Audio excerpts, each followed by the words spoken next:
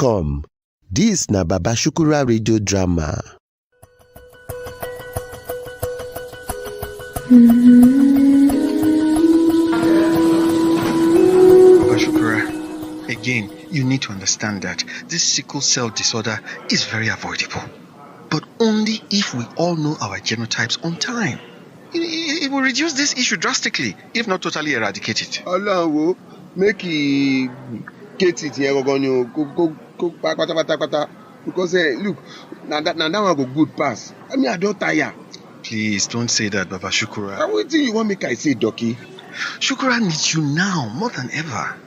My fine tomato baby. Yes, so as your fine tomato baby, you need to help her so that she can be stronger and finer for you. Doctor, what have you do? See, you and her mother would have to make sure she's taking all her drugs and as at when due. And make sure she completes her dosages. Okay. Now, healthy fruits are very good friends to your daughter's system. So make sure she's always taking cleaned fruits on a daily basis. If not that one, now she go tire for fruits now because inside our compound, we get one fruit tree way big way. Oh, great. But what fruit is it exactly? Now fruit now. Now what is they always call her be that now fruit? You don't know fruit. You mean there's a particular fruit species called fruit? Doctor, no time you say you know shop fruit before.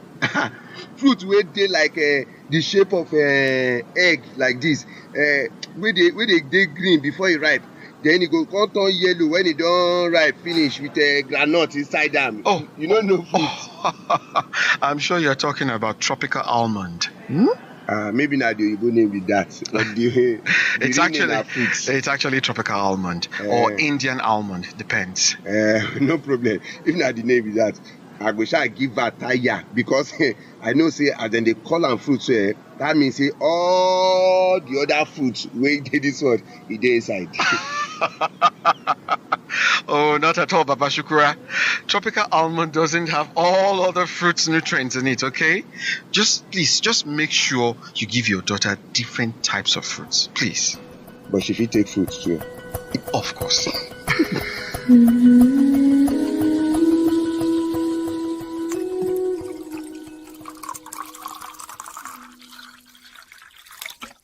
Wo, ẹ̀rù ń bà mí gan ni. Wetin be ló ń bà mí? I dey fear. Okay, you dey fear? You see, doctor, when I dey talk to am, he be no wan tell me, but from the way he dey talk, e be like say this sickle cell, he no get cure. Well, me I no be doctor, but from wetin I see for Gongo, e no too bad like that now. Wetin dey Gongo? Go now. That is this internet now. Maybe say you go press and PM, you go they say information. For the original website, I see through Gongo here. Them say cure dey for sickle cell disorder, and them call them bone marrow transplant. Bankojade, make I give you Bible. Take. Help me write and come out. Make I write am. I go like ask doctor about am so that Chukura go fit free from all this wahala. I shall go see doctor to know when to do am. That's not the best thing to do because inside this original site for Gongo here, the talk say it better make anybody we get sickle cell to they see your doctor once in a while. See doctor once in a while. Who come mama so kini? Say to see doctor na free of charge ni. My brother, I know say no be free of charge, but some places there where you fit even go safe, like sickle cell NGO where you fit see. But that's one way you talk safe. Not true. That's not the reason why I want to make Chokodo my son. He must become doctor. Yes. He good goni. That means say I go come dey collect a free check up and free medicine. Check up for where? You they give me a free mate. But that one different. Forget. Now me go be the accountant for the hospital, and people like you must pay double. Omona, I go give you meat. Correct. now you talk. So it go be meat for medicine. Meat for medicine. Meat for medicine. Meat for medicine. Medicine for meat. Medicine for me.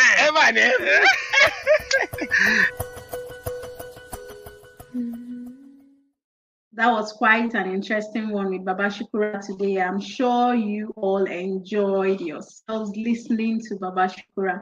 Do not forget, you can catch up on previous episodes on our YouTube channel at Sammy Update TV, or our various social media handles. Just follow the show, even on Facebook at Sammy Update. So our guest today is BB Adigun. She's a mother to two very beautiful sickle cell warriors. And above that, she's a business person. Yeah, she's an entrepreneur. She's very resourceful. She's one of our most dedicated volunteers here at Sickle Cell Advocacy and Management Initiative. So today she will be sharing with us her journey through parenthood, with sickle cell, with children living with sickle cell disease. So I'll introduce our guest right now.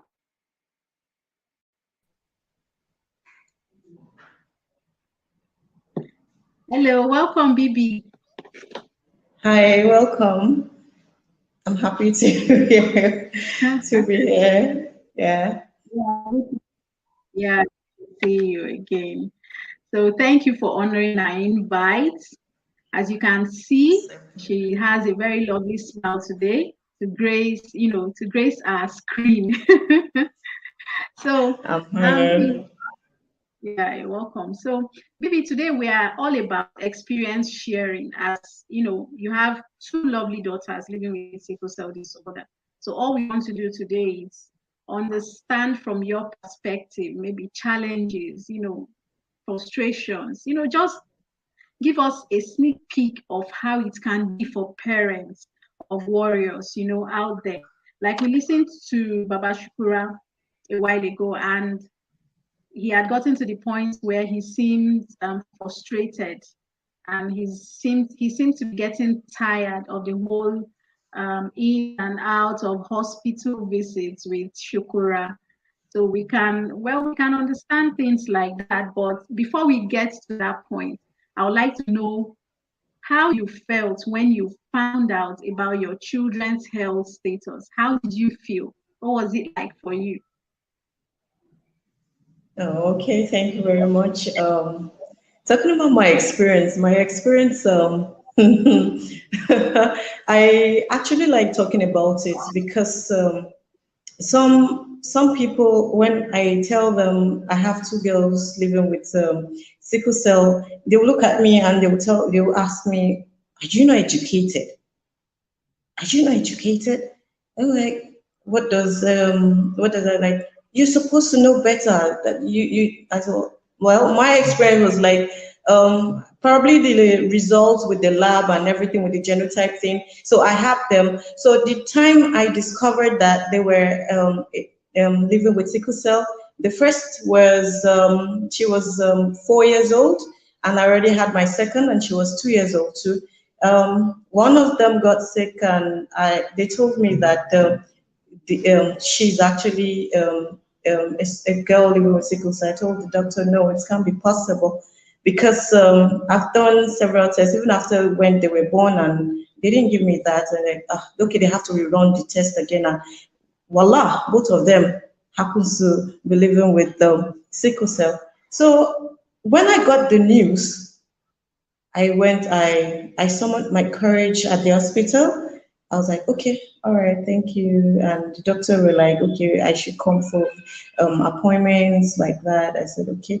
But when I got home, I went to one corner of the room.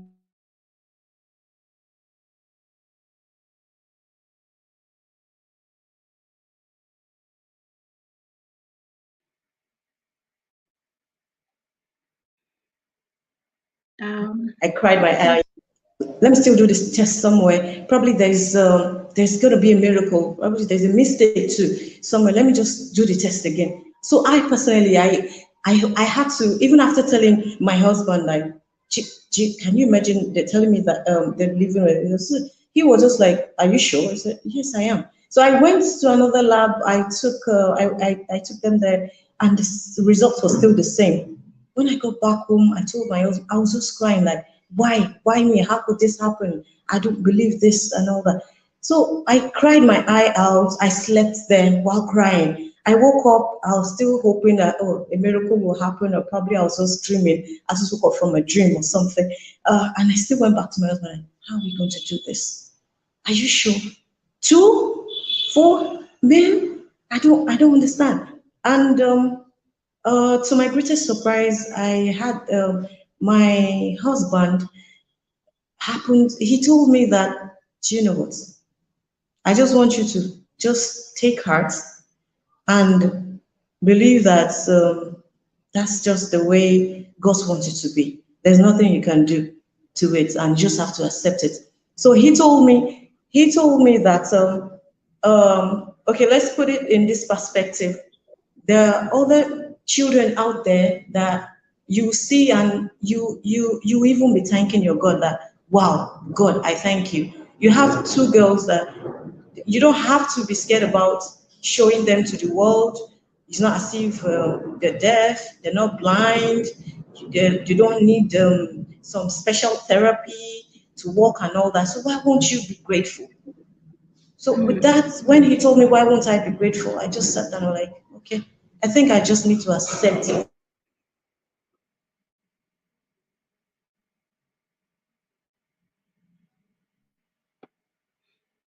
Wow, that's quite a story. You know, acceptance is I need to be grateful. Sincerely, I need to be grateful because it was really heartbreaking for me. It was really heartbreaking for me, but I just have to accept it. I just took it in. So that was just it. Wow, I can imagine. I can only imagine. Being told something, you feel it's all a dream, and you found a way to accept it, and you have accepted it beautifully. I mean, you guys out there, you need to see her. You need to see her daughters. I mean, they're just very beautiful, and you would keep asking, are you sure they live with sickle cell? She has to tell you the story herself. So that's the major thing.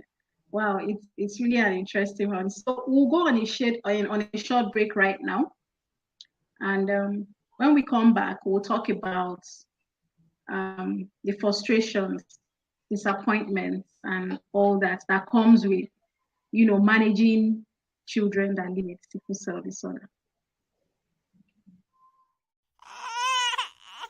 They say a child born with sickle cell can live beyond the age of 21. They say sickle cell is a death sentence. They say they can't hold a job or run a successful business, that they can't live a healthy, productive life. They say. But is this true?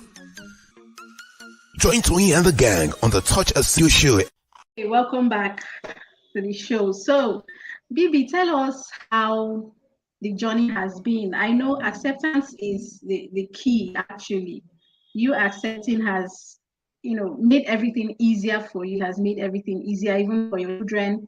You are raising very confident girls, at least I know them, very confident in all they do. Everything they do, very confident, especially the very young one. She's very bold, very bold. But tell me, are there times when you get, you feel down, you get maybe a bit frustrated? Are there times when maybe 2 of them are in the hospital bed at the same time? How do you feel those days? Are there days like that? Tell us about it. Oh, well, I think both of them has been admitted to the hospital twice. The first one was really scary. They spent up to a week, more than a week rather. They spent more than a week. I was just in between the bed. The one is crying for pain, and she just got calm with probably the medication. The other one will be waking up for pain, like, mommy, come and rub my leg, mommy, come and do this. So I was just in between. I could even barely sleep at night. So I think the first one was the one that scared me the most. I was just like, God, in between 2 beds. Even people at the hospital, are they your children? Or are we sibling or something? So they are my kids. sorry, oh, madam, sorry. I just keep getting the story. But the story was not even weighing me down because I've made up my mind. I don't want to be weighed down with some, sorry, and this and that. So, but I was just feeling the pain, and the pain I can't even take off the body. The doctors themselves can take the pain off completely from the body. So they're managing them and they're going through pains that I can't feel. I don't understand how it feels in the body, but they've been so young. I think one was 8 and the other one was 10 by that time. So they've been that young and they're just groaning in pains. If one is asleep now, the other one will be in pain. I was in between the two beds, and what got me so down, what got me so emotional, the little one that you were talking about, she told me, "Mommy, I'm sorry." I was like, "Why are you sorry, darling?" She said, "I'm sorry we're making you go through this." I said, "No, darling, you don't have to be sorry. There's nothing. It's not easy. You're not sleeping at night. Sometimes when I wake up, you're touching my elder sister. If I'm sleeping, if she's sleeping, I didn't get enough sleep." And I just told her that, "Baby, it's fine. I'm all right. That's why I'm here for you. I'm here to be strong for you. Just, baby, please just hang in there and just be strong."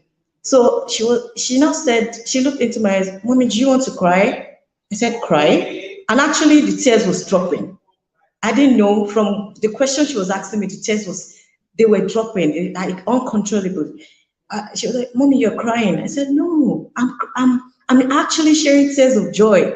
I'm actually happy that I am gifted with 2 beautiful daughters, and here I am at the hospital with the 2 of you. So I'm happy that I'm just here. I'm happy to be alive with both of you. What if I'm not alive? What if I'm not alive? How will it be?" Nobody might want to like share that time with you. So I'm just grateful to God. That's what I told my daughter. So she said, "Okay, so it's actually tears of joy. It's not as if I'm crying, I'm down because you two are in the hospital." So, but that moment I couldn't control the tears. I just have to stand up.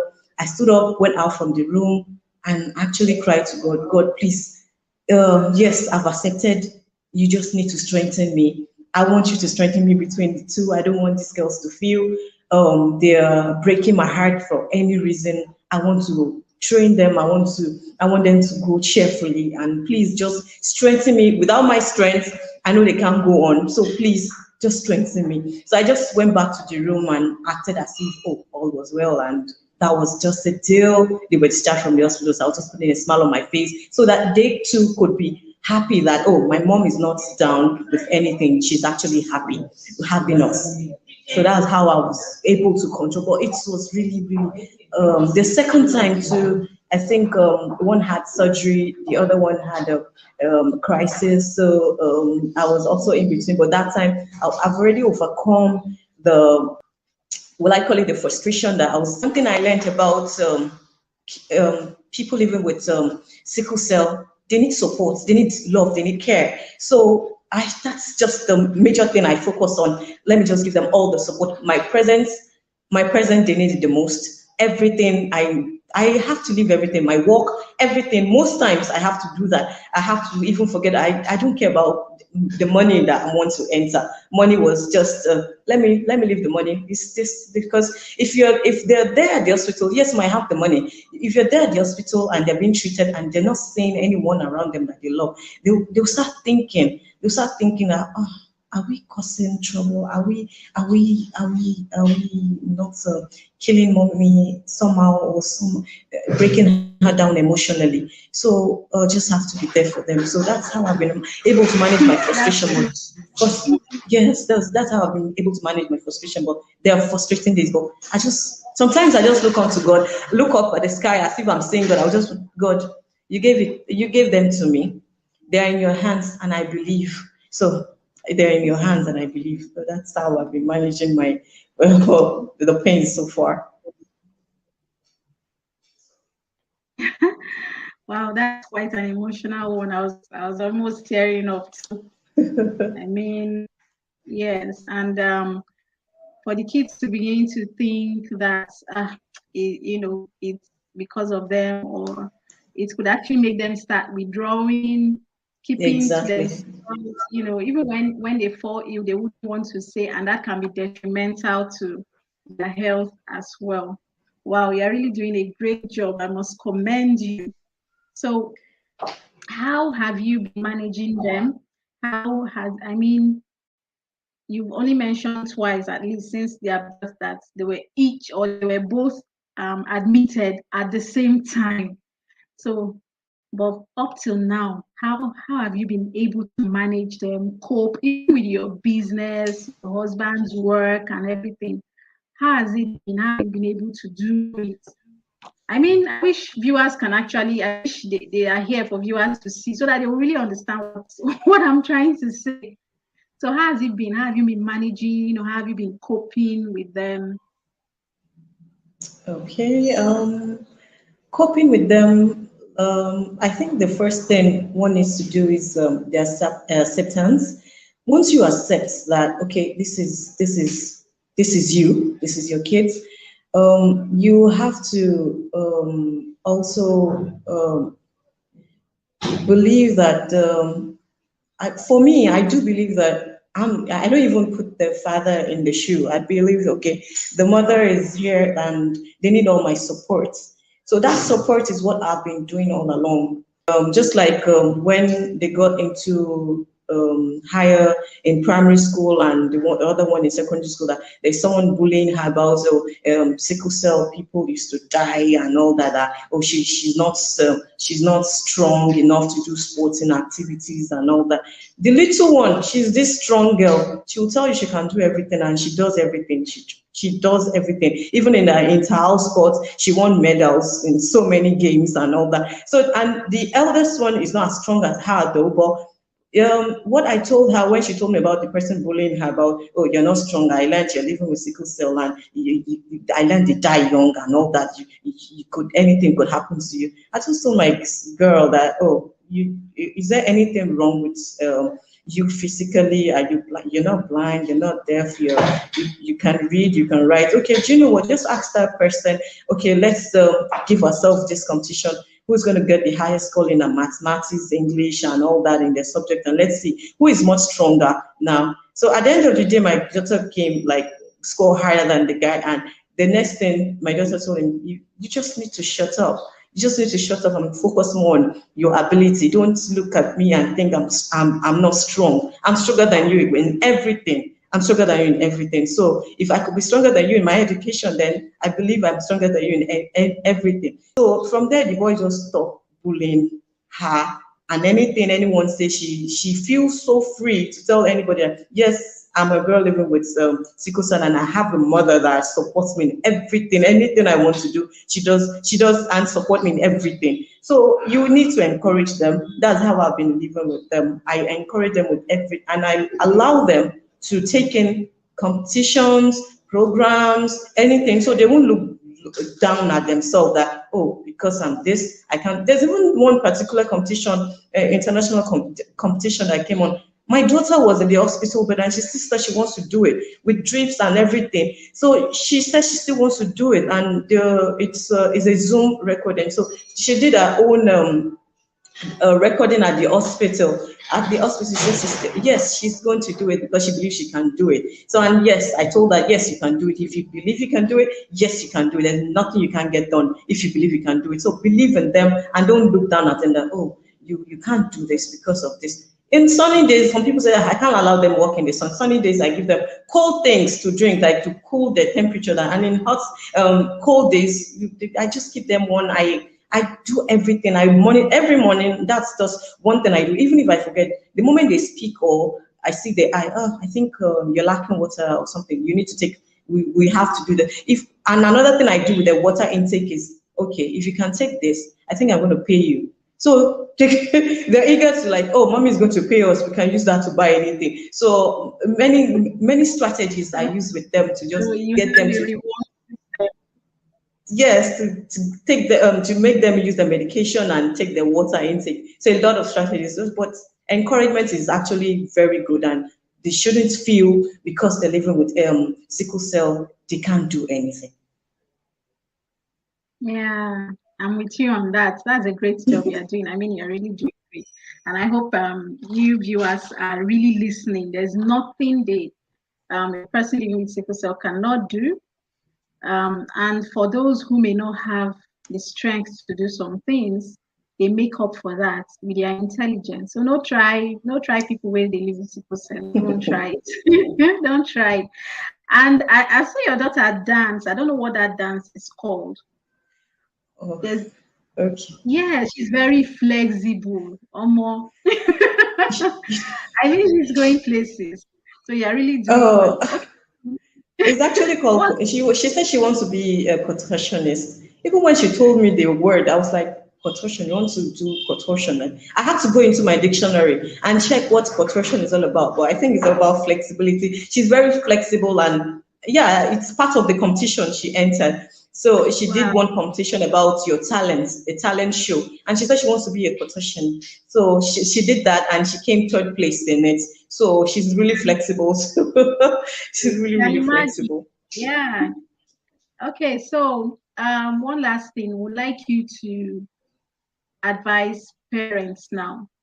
What would you say to parents? Some parents out there are really, really tired. They've had it up to here. Some are frustrated. Some do not have. I mean, this is basically why some warriors seem to lose it. They do not have the kind of support system you have, for your children.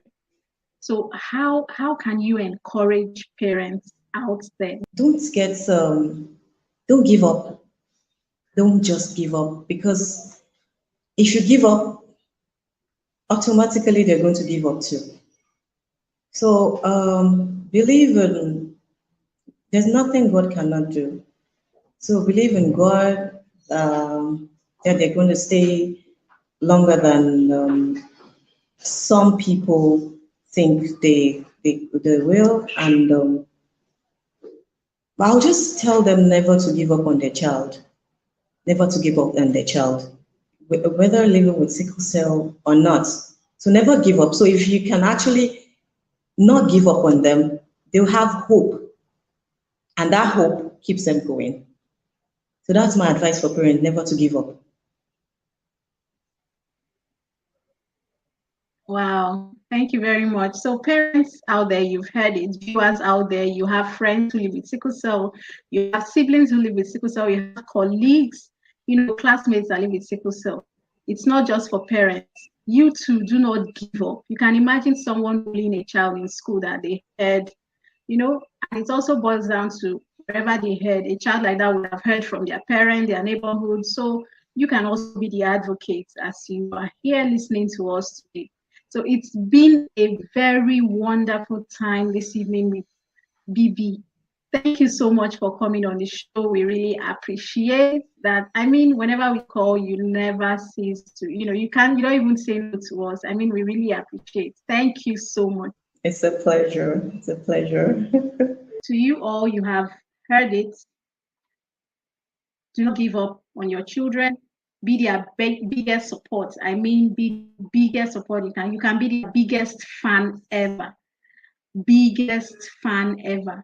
And whatever they see, when they see you giving up, when they see you, losing hope and losing faith, it will invariably affect them and how they see themselves, which will also affect their health, which will also, affect you again in the long run. Let's take another quick break.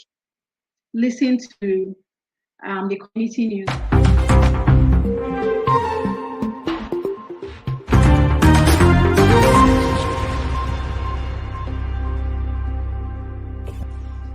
Welcome to the Sickle Cell Community News. My name is Sandra Ozuke. On the news today, NGO launches 19 sickle cell clinic in Delta State. 1 in 4 chance misinterpreted by a mother. The news in full. NGO launches 19 sickle cell clinic in Delta State. In order to make persons living with sickle cell in Delta State enjoy good health care, a NGO has increased the number of sickle cell clinics in the state. The 05 initiative, founded by wife of Delta State Governor Dame Edith Okowa, has been at the forefront of supporting people living with sickle cell since inception in 2015. The new sickle cell clinic is located in Umadi General Hospital, Umadi local government area of the state, and is the 19th founded by the NGO. This is apart from the 05 initiative, Sickle Cell Referral Center in the state's capital, Asaba. 1 in 4 chance misinterpreted by mother. When medical professionals educate intending couples about sickle cell, they often use the term 1 in 4 chance to indicate the possibility of a child living with sickle cell. But some people have noted that it may cause confusion.